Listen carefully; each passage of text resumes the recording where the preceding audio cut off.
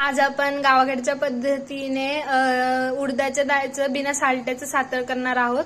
इथे कढई गरम करायला ठेवलेली आहे। हे एक पळी तेल, दुसरी पळी तेल, याला एकदम लो गॅसवर ठेवायचं आहे। आता टाकणार आहे मोहरी। मोहरी एकदम तडतड झाली का त्याच्यात टाकणार जिरं। जिरे नाचायला लागलं की त्याच्यात टाकणार लसूण। आता टाकायचा कढीपत्ता। आता लसूण परतला त्याच्यात टाकू हिरवी मिरची। आता हिरवी मिरची टाकली की तिला लालसर होऊन द्यायचं। टाकायचा कांदा। आता याला हलवायचं।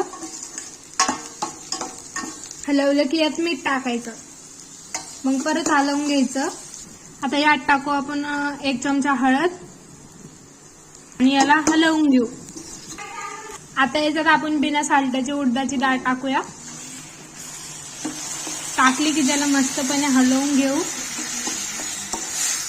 आता आपण लागण तेवढं पाणी टाकूया त्याच्यात, मग हलवून घेऊ। आता याला थोडी उकळी फुटून देऊ। तोपर्यंत तुम्ही लाईक सबस्क्राईब नसेल केलं तर करून द्या। ही भाजी उकळलेली आहे। आपण आता गॅस बंद करू। आता हे